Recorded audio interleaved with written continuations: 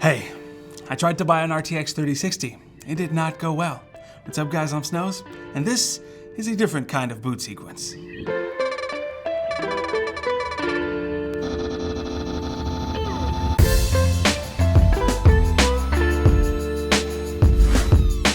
I tried and I sort of succeeded, but I also sort of failed. You'll see. So on the launch date of the RTX 3060, I went to Canada Computers. Excuse the horrible audio, it was filmed last second with my phone. All right, good morning gamers. Right now, I'm in the West Island of Montreal, currently at Computers Canada, or Canada Computers, and I'm gonna check if they have a 3060. I highly doubt that they do, but I mean, we're here, so let's still check it out. Oh my God, there's people lining up, and it's 9:30.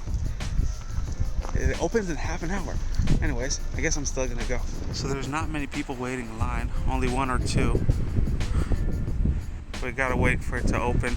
Oh, and of course, if you were wondering, we're in Canada, and it's currently snowing very hard.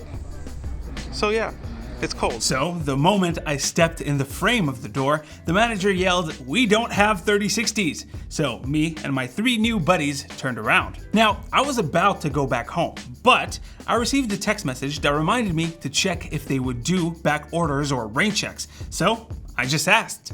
We can't do rain Or pre-order, sorry. pre-orders. You just see Eli over there. He can make your pre-order for one. Okay, perfect. Thank you very much. No problem. It's a one day only thing, by the way, pre-order. So anyone wants to do pre-orders only today only. Oh, so if I want to make a pre-order for the 3060, I can only do it today? Today's the only day, yes. But what about like another model? No other models. That's the only one we can do for right now because we're going to receive some, but when we don't know. And Okay. We don't know. We have no date. We only have pre-orders all the way back to September. Yeah, I know. Well, thank you very much. I didn't know. No problem. Now, if you didn't catch that, he basically said that I could only pre-order the RTX 3060, not the Ti, not the 70. That's because they only take deposits on launch date, or at least that's what I understood. In any case, here it is. This is my personal RTX 3060, and it cost me $520 Canadian for the cheapest model on the website. And with the taxes, it added up to an insane $600 Canadian. Before tax, by the way, that's the equivalent of about $415 US. So I'm overpaying like 80 bucks. I very much overpaid for it. Honestly, the 3060 Ti is such a better deal in Canada. It would have cost me about $50 to $60 more, but I couldn't place a pre-order for it. By the way, Nvidia didn't tell anyone in Canada at what time the card would be available until it was available on the west side of the country. So here on the east side, retailer websites got overloaded at 9 a.m. and all over the internet, people ended up searching for cards that just weren't there until hours later at noon.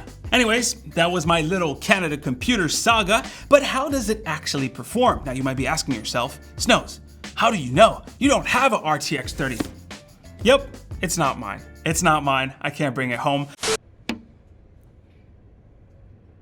But Hardware Canucks were nice enough to let me use their benchmarks and put my little spin on it. It turns out that if you could actually found one for 330 bucks, or its equivalent in Canadian, that's something like 430 to 450, not 520. It's a pretty decent upgrade for GTX 1060, GTX 970, and GTX 960 owners. The only problem is that it costs a lot more than either of those cards when they were launched. On the positive side of things though, it's very, very decent at 1440p gaming. It's not a problem at all, and that's where older cards tended to fall on their faces. One of the main hiccups is power consumption though. If you actually want to upgrade, just make sure that your power supply is prepared for it, since the 3060 ends up chugging down a lot more juice than older cards. Now, if we compare it to what just came out, more current cards, it's a bit disappointing in my opinion. Probably because GPUs like the 3060 Ti and 3080 set the bar so high when it comes to generational improvement and value for the money, if you don't consider the shit show that is happening right now with the scalpers and everything. And like all the rumors said, frame rates ended up being about 20% better than the RTX 2060, while the RTX 3060 Ti is just over 20% faster. So basically, for about 20% more money, you get a 20% faster card. So the overall value is a straight line between the 3060 and the Ti, Ti version. But unfortunately, performance doesn't seem to matter for a lot of people who just want a new GPU to play the latest games at high resolutions and detail settings, especially since AMD still hasn't been able to follow up their first paper launches with anything. I mean, now we know that on March 3rd they're gonna talk about it, but we still don't have stock. And speaking of stock, especially for the 6800 series, there are none. According to a verified source of mine, pretty high up in one of AMD's board partners, it's been weeks since the last received shipment of RX 6800 XT cores. They've got the boards ready, but no actual silicon to pop in. That's certainly not great news for anyone waiting after such a shameful launch by the Red Team. Now, hopefully, we'll get some more information as to their production on March 3rd with the announcement of the RX 6700 series. Honestly, I don't think anything will change. Now, we got some outtakes at the end if you want to stay for them, but that's pretty much it for the news today. Wait, that wasn't news.